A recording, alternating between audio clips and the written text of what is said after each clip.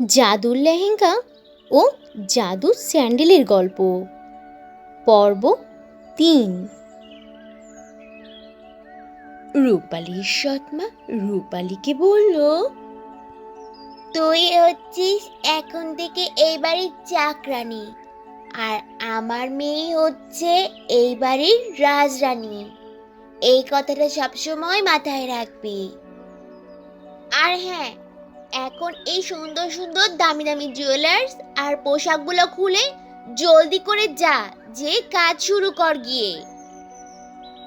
আর বাড়ির কাজের লোকদের পোশাক পরে তুই ওই গোয়াল ঘরে গিয়ে তোর জায়গা করে নে। রূপালী তার সৎ মা ও বোনকে তার নিজের মা ও বোনের মতো ভীষণ ভালোবাসতো। বাবা মারা যাওয়ার পর সে খুবই অসহায় হয়ে পড়েছিল, কিন্তু সে ভেবেছিল বাবা না থাকলেও তার মা বোন তো আছে। কিন্তু আজ যখন রূপালীর সৎ মা বোন তাকে তাদের আসল রূপ দেখালো, তখন রূপালীর কষ্টের আর কোনো শেষ থাকলো না। রূপালী এই তীব্র কষ্ট তার ছোট্ট বুকে চেপে রাখলো, তবুও সে কোনো প্রতিবাদ করলো না। বরঞ্চ সে বলল, আচ্ছা ঠিক আছে মা, তোমরা যা কিছু বলবে আমি আজ থেকে সবটাই মেনে নিব। কিন্তু তবুও মা, এই বাড়ি থেকে তোমরা আমাকে বের করে দিও না।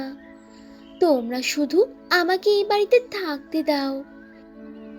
এই বাড়ি ছেড়ে আমি কোথায় যাব? আর তোমরা ছাড়া এই পৃথিবীতে আমার তো আর কেউ নেই নিজের বলে। আমি এই বাড়ি ছেড়ে কোথাও যাব না। তোমাদের সব কথা আমি মেনে নেব। আমাকে শুধু দয়া করে এখানে থাকতে দাও।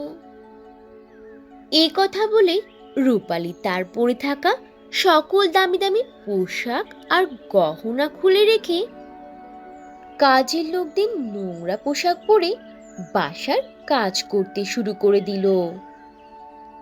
রূপালীর বাবা মা বেঁচে থাকতে রূপালী ছিল এই বাড়ির রাজকন্যা। কত আদরেই না ছিল সে এ বাড়িতে। কিন্তু আজ বাবা মায়ের অবর্তমানে সে এক নিমিষেই চোখের পলকে বাড়ির কাজের লোক হয়ে গেল। রূপালী কি এত কষ্ট সহ্য করে এই বাড়িতে থাকতে পারবে, নাকি ওর জীবনটা আবারও সুন্দর হয়ে উঠবে? সেসব থাকছে পরের পর্বে। জাদুর লেহেঙ্গা ও জাদুর স্যান্ডেলের গল্প। পর্ব ৪। এতিম রূপালী তার সৎ মায়ের কথায় তার সকল দামি দামি পোশাক আর গহনা জুয়েলারি খুলে কাজের লোকের পোশাক পরে বাসার কাজ শুরু করে দিল। আর এভাবে যতদিন যেতে লাগলো, ততই তার উপর অত্যাচার ও কাজের চাপ বাড়তে থাকে। এদিকে রূপালী কাজ করতে করতে ক্লান্ত হয়ে যায়, কিন্তু বিনিময়ে সে ঠিকমতো তিনবেলা পেট পুরে খেতেও পারে না।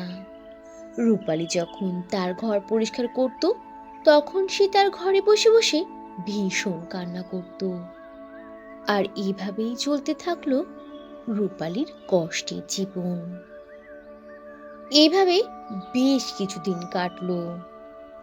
আরো কিছুদিন পর রূপরাজ্যের রাজদরবার থেকে একটা ঘোষণা আসলো, রাজকুমার বিবাহ করবেন। সে কারণে রাজদরবারে এক ভীষণ বড় পার্টির আয়োজন করা হয়েছে। আর এই পার্টি থেকেই রাজকুমার তার বিবাহের জন্য মেয়ে পছন্দ করে নেবেন। রাজকুমারের কথা মতো পুরো রাজ্যে এই ঘোষণা প্রচার হতে থাকে। শোনো শোনো শোনো, রাজ্যের সব অবিবাহিত উপযুক্ত মেয়েরা শোনো। আগামী সোমবার আমাদের রাজ্যের রাজকুমার আমাদের রাজ্যে ফিরে আসছেন। তিনি রাজ্যে ফিরে বিবাহ করবেন। এজন্যই আগামী সোমবার রাজদরবারে ভীষণ বড় একটা পার্টির আয়োজন আয়োজন করা হয়েছে। রাজ্যের যত অবিবাহিত বিবাহ উপযোগ্য মেয়েরা আছো সবাই খুব সুন্দর করে সেজেগুজে উপস্থিত হবে।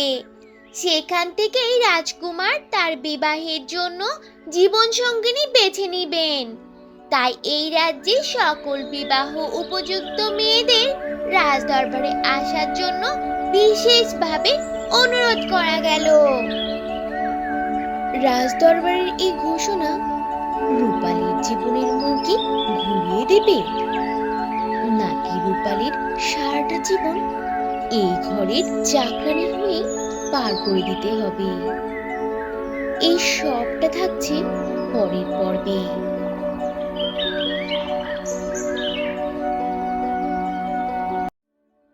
জাদুর লেহেঙ্গা ও জাদুর স্যান্ডেলের গল্প, পর্ব 5। রাজদরবারের এমন সুন্দর রোমাঞ্চকর ঘোষণায় রাজ্যের সব ঘরে ঘরে আনন্দ ছড়িয়ে পড়ল, আর রাজ্যের সকল অবিবাহিত মেয়েরা যেন আনন্দে আত্মহারা হয়ে গেল।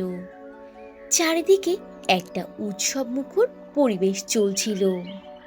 কে কোন পোশাক পরবে, কে কিভাবে সাজগুজু করবে, আর কে কিভাবে রাজকুমারের মনোরঞ্জন করবে তার দিকে রাজকুমারের দৃষ্টি নিয়ে আসবে, এসব নিয়ে চলছিল রাজ্যের মানুষদের মধ্যে ভীষণ আয়োজন।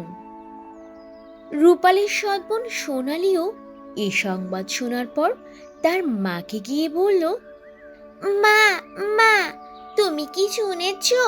আমাদের রাজ্যের রাজকুমার আগামী সোমবার রাজ্যে ফিরে আসছেন, আর রাজকুমার রাজ্যে ফিরেই বিয়ে করবেন।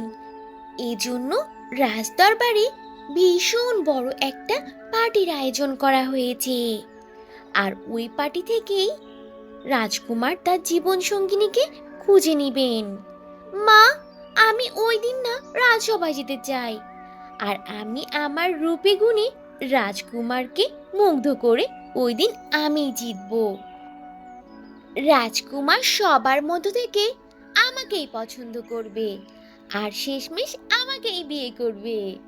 মা, তুমি দেখে নিও। সোনালীর এইসব কথা শুনে তখন রূপালীর সৎমা বলে, হ্যাঁ মামুনি, এটা তো আমিও বিশ্বাস করি যে তুমি তোমার রূপের গুণে রাজকুমারকে মুগ্ধ করতে পারবে, আর তুমিই হবে এই রাজ্যের রাজরানী। আমি তোমাকে ওই দিন এত সুন্দর করে সাজিয়ে দেব যে রাজকুমার তোমার থেকে চোখ ফেরাতেই পারবে না। ঠিক আছে মামুনি, তাহলে তুমি সেদিন সুন্দর করে সেজেগুজে যেও। মায়ের এমন কথা শুনে সোনালী তো মহা খুশি, আর তার মাকে সে বলে, হ্যাঁ হ্যাঁ মা, তুমি ঠিকই বলেছ। তার জন্য তো অনেক বেশি বেশি শপিং করতে হবে এখন, আর বিউটি পার্লারেও যেতে হবে তো। তাই আর সময় নষ্ট করব না, এখনই চলো মা, তাড়াতাড়ি যে শপিং গুলো সেরে আসি। সেই সময় তাদের পাশে রূপালী কাজ করছিল, আর সেও সোনালীদের সব কথা শুনছিল। রূপালীও মনে মনে চাইছিল ওই দিন রাজসভার ওই ভীষণ পার্টির আয়োজনে সেও রাজদরবারে যাবে, কিন্তু সৎ মা ও বোনের ভয়ে সে কিছুই মুখ ফুটে বলতে পারল না। আচ্ছা বন্ধুরা, রূপালী কি রাজদরবারের পার্টিতে যেতে পারবে? আর ওর জীবনটাও কি আনন্দে খুশিতে ভরে উঠবে, নাকি ওর জীবনের কষ্ট চলতেই থাকবে? সেসব থাকছে পরের পর্বে। তো বন্ধুরা, এই ছিল আজকের গল্প।